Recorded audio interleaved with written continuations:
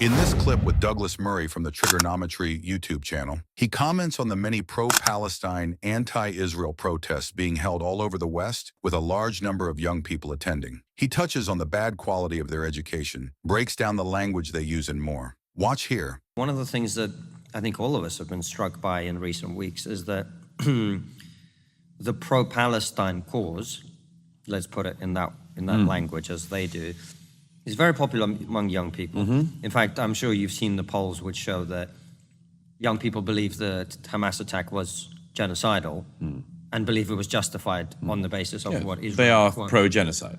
It seems to be. And not all of those people are young Muslims in this country. Some of them are not. How did that happen? Fantastic ignorance. I mean, does anyone around this table, anyone watching, honestly think that we have a generation that is well educated? Touche. I mean, find me the teacher or find me the professor at any university that in the last 50 years who would say to you, every year the undergraduates come up, the students come up, and they just know more and more each year. Maybe in certain sciences you could say in a particular field. You couldn't say it about the humanities at all. You couldn't say it in most fields. Certainly people don't come up every year knowing more and more history. The reason why the young people you talked about believe this is because they have been fed a form of indoctrination, a particular version of history, which effectively, as you both know, maps on a very specific and perverted version of American racial history and maps it onto absolutely everything in the rest of the world.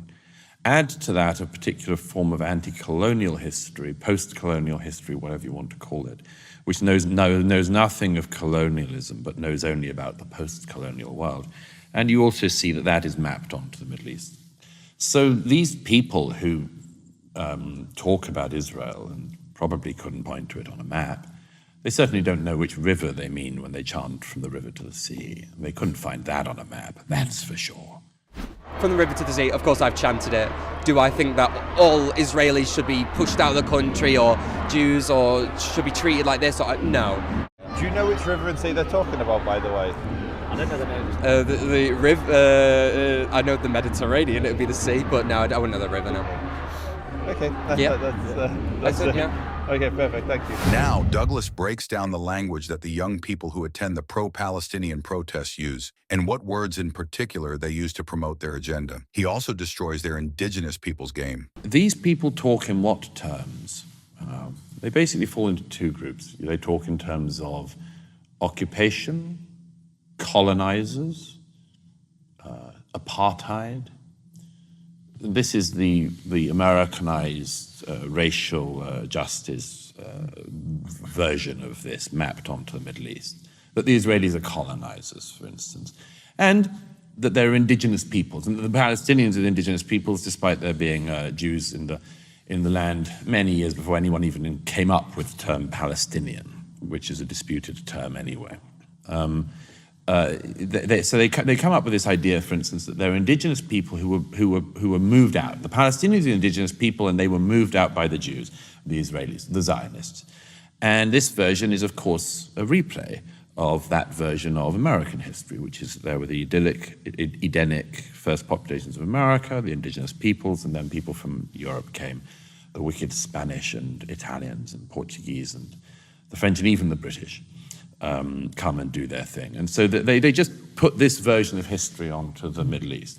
To those people, I would say, fine, you can do that if you want. Now let's do Britain.